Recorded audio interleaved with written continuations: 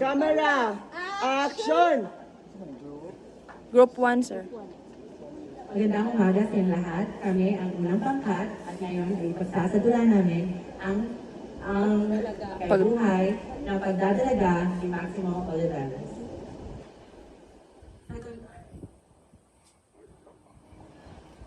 Sa Tondo, Manila, kung saan bakit ang lugar bilang isang hugad ng mga darabong tao, kalat ang mga krimen ay nakatira si Maximo Oliveros o mas kilala, Maxi. Siya ay isang binabaeng batang lalaki na 12 taong gulang. Kasama niya ang kanyang ama na si Mang Paco at ang dalawang kuya na si Kuya Box at Kuya Boy.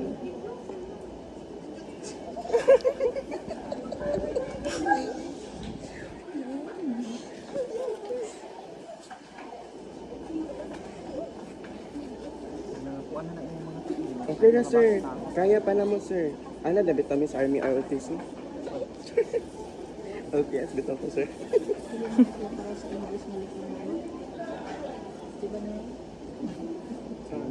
Ang pikas ang black bean, ang English, ang pamado.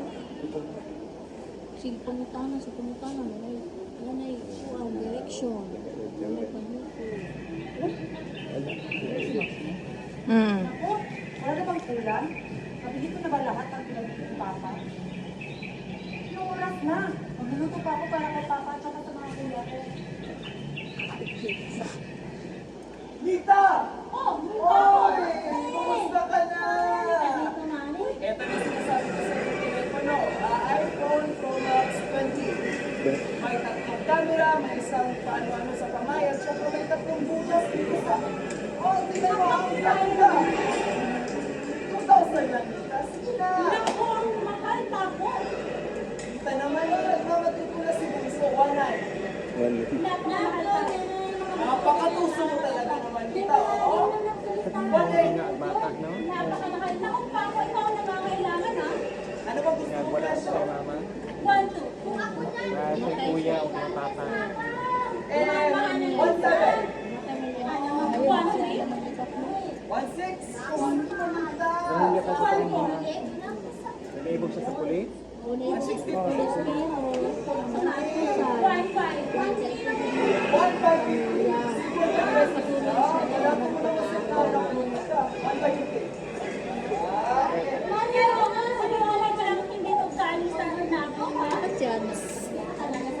na huwag kang maniniwala dyan sa mga chismosa! Ika na! 1,000 ka. Salamat. Maraming salamat.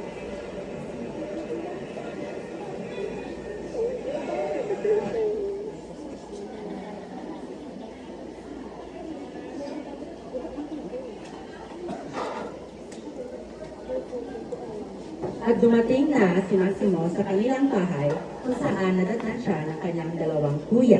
Ako habi daw.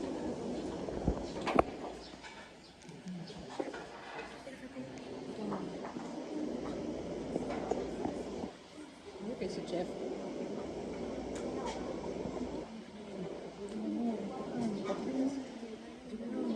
Pinag-ano ka, sir? Ay. Ate, ang ulan ni sir. Ang ulan ni sir.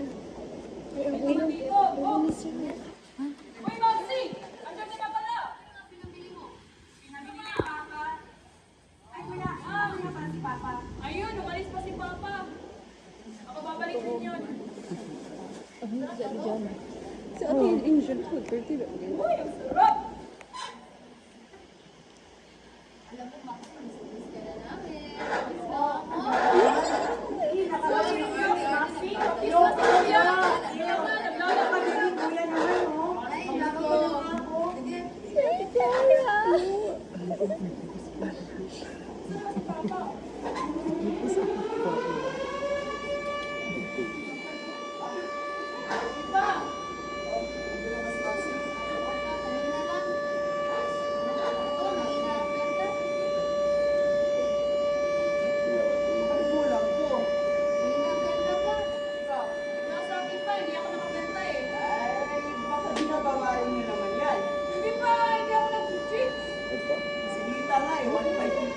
kayo?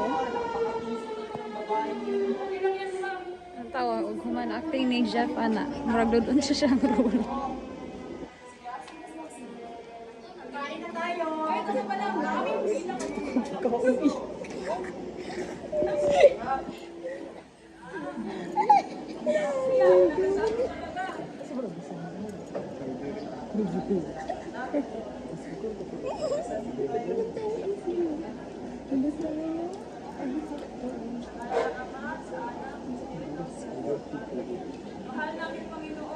Likuran in jail.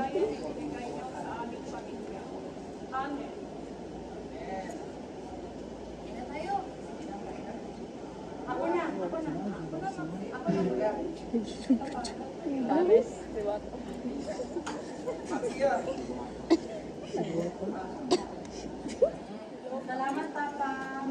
Ganyan. Ganyan dapat. Nagluluto, naglalaban, naglilinis ng bahay. Eh, kayong dalawa, wala kayong mga silbi dito. Naglalaban naman kami. Ano naglalabay? Kahapon lang yung mga damit ko eh. Grabe ka naman pa, nagugas rin kami ng pinggan, ha? Ang bango ko kaya. Ang gamot ang gamit namin, ha? Pretty kayo mo. Pero dahil dyan, okay lang. Kasi mahal naman namin, nalasuko namin si Maxi. Dalaga na kaya yan.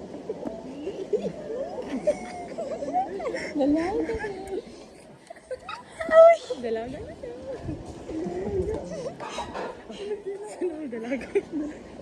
Ay tuturing na napakapalad ni Maximo sa kanyang pamilya. Dahil kabila sa kapagkakaiba nito ay mahal siya ng buong puso. Si Maximo rin naman ay mahal rin niya ang kanyang pamilya. Isang araw ay nakipaglaro si Maximo sa kanyang mga kaibigan sa isang beauty contest.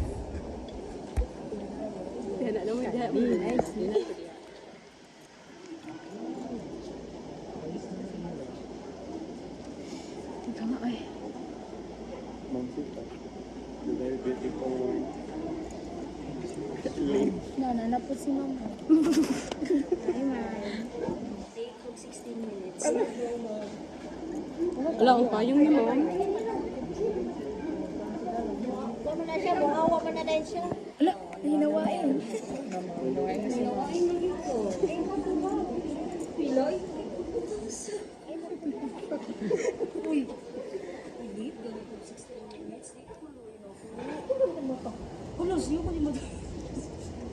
Ladies and gentlemen, welcome to Miss Youth 2024.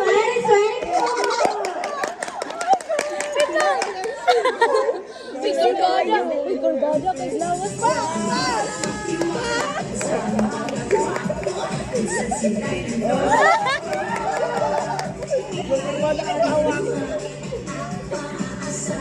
Nasexy kayo ng panahon, te!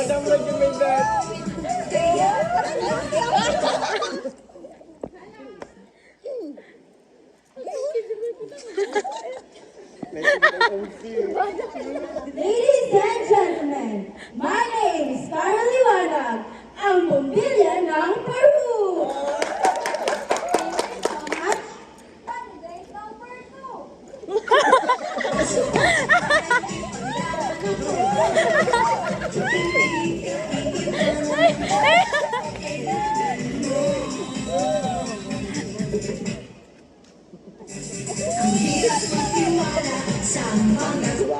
Good morning, ladies and gentlemen. My name is Zingy Maisan, representing Colombia. Candidate number 3.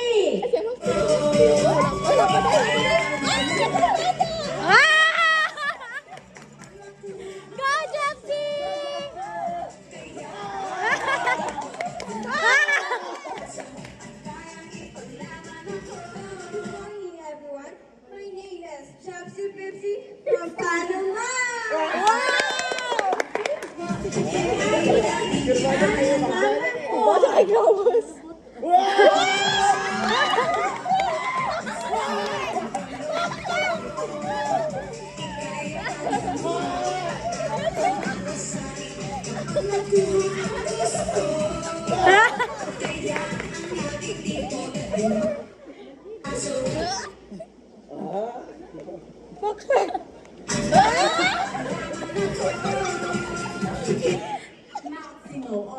Varus, 12 years old.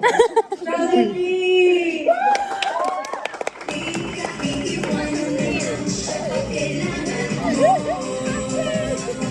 Okay, ngayon nadako naman tayo sa question and answer portion. Candidate number 1. Ang hirap magtiwala sa Miss Colombia, ito ang iyong tanong. Kung nananalo ka, ano ang gagawin mo? Magandang salamat sa iyong katanungan. Ay, nago! Tingnan natin si candidate number 2. Candidate.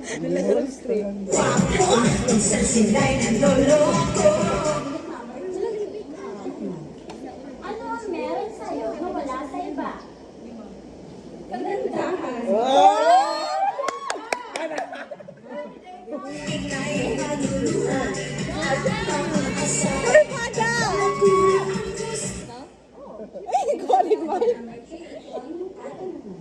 Kung magiging pagpunta, ano ang gagawin mo? Salamat sa kagandahang katanungan. Kung magiging pagbungan ako, ang gagawin ko ay gagaman! Ay, thank you!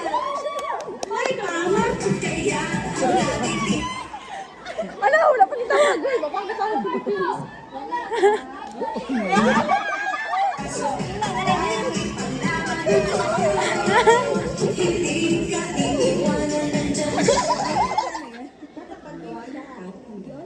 What is love?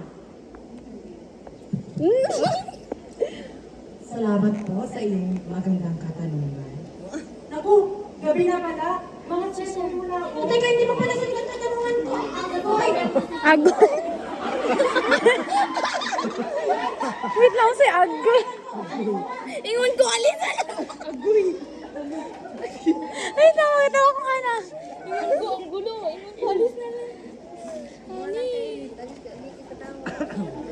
Pauwi na si Maximo sa kanilang bahay. At habang naglalakad si Maximo, ay may dalawang tambay at napagkita siya ng multo.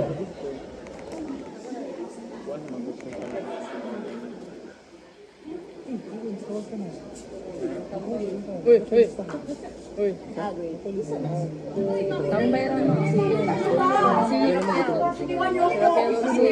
Kabilit. Ano ginagawa niyo?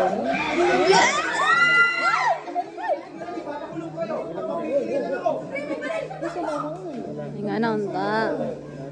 Ano na yun si Maxi?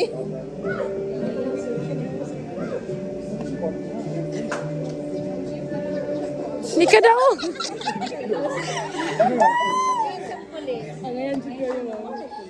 Pinagtas na ng isang mag-isip na lalaki si Maximo.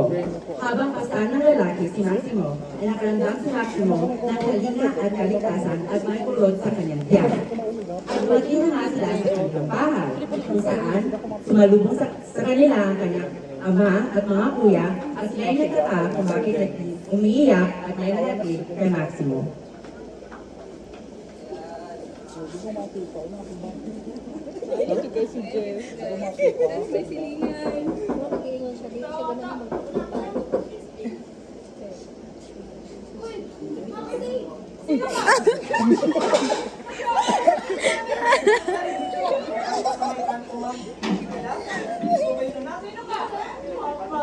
Tinulungan ko lang po, sir. Sino ka?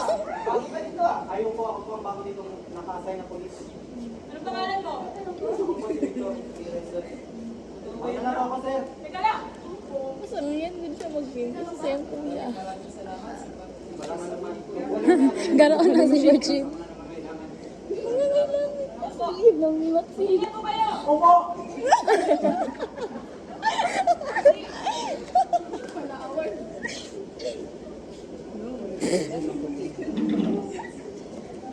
Umalis na nga ang makisig na tagapagligtas ni Maximo na si Victor Perez na isang pulis. Dahil sa pagligtas ni Victor kay Maximo, ay nagkaroon ng paghanga at kagustuhan si Maximo kay Victor at nais na itong makilala ng lubusan. Isang araw, ay nakita ni Maximo si Victor na kumakain sa isang karinderya at nilapitan na ito at ito ay kanyang kinausap.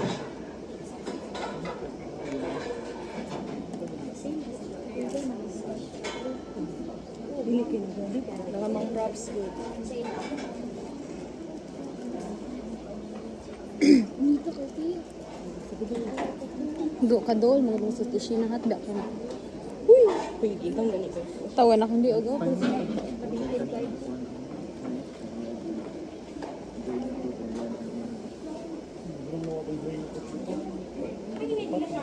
Alam ni Aslo daw eh.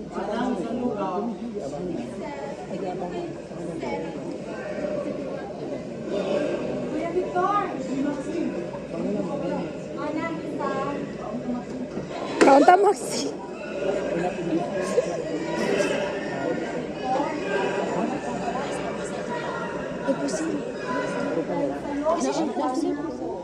Ano ganun ko sila sila. Ala, naara pa dito. Sige na, ayan na. Kaya dito kasap. Sige na. Unya na pag-close. Pag-bilis ako.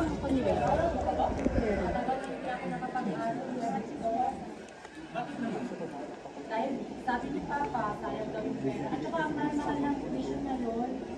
Wala. Trabaho ng tatay at ng mga kuya mo. Papa, mas pinita ng telepono. Telepono? Hindi ba yung galing sa nakaw? Si Kuya naman, binibigyan niya ako ng mga DVD. Hindi ba yung pirated lang? Wala na, ano eh. Dahil kasi ako sa mga pelikula. Ganun ba?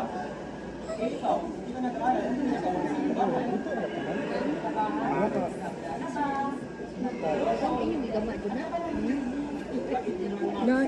Ano daw man, meron din ang grida.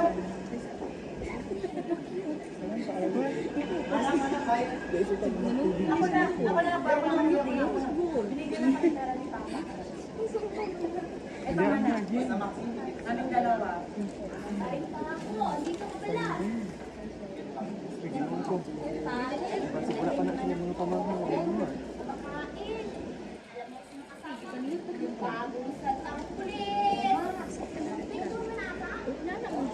Sumusa ka sa atin lang ka.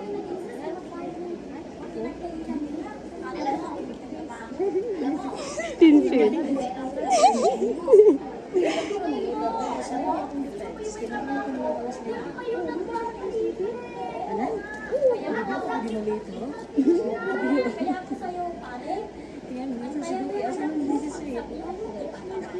Katanaw pag-play.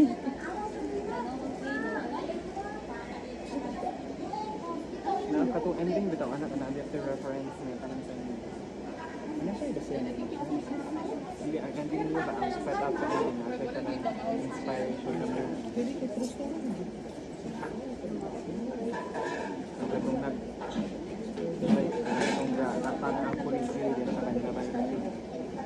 At pagkatapos na nagpag-usap ni Maximo kay Victor, ay dumesa ito umuwi sa kanilang bahay kung saan nadatnan siya ng kanyang ama.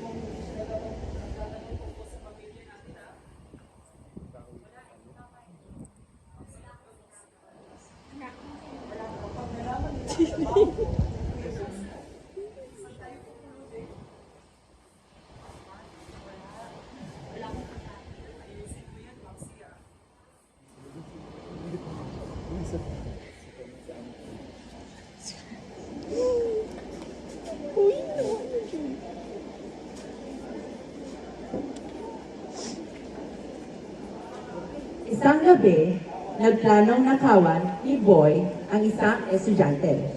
Ngunit ito'y nang laban.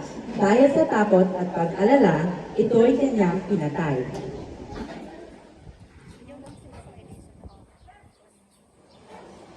Super 10. Okay, sila. Diba ang pera mo na nakuha para sa toga? O, kanang black, sir.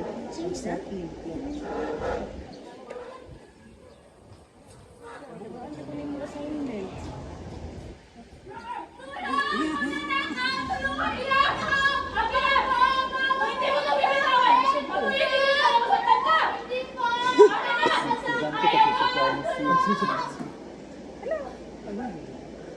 Luba niya, sir.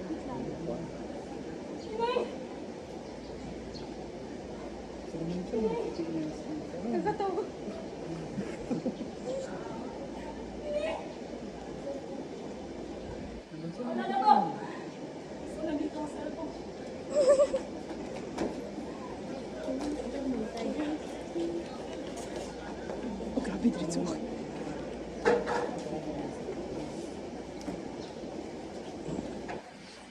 Ay, tigawid, guys. I-post na natin, i-post na po din. Play na po din. Kung makasend sa messenger. Sige na, i-post, stop.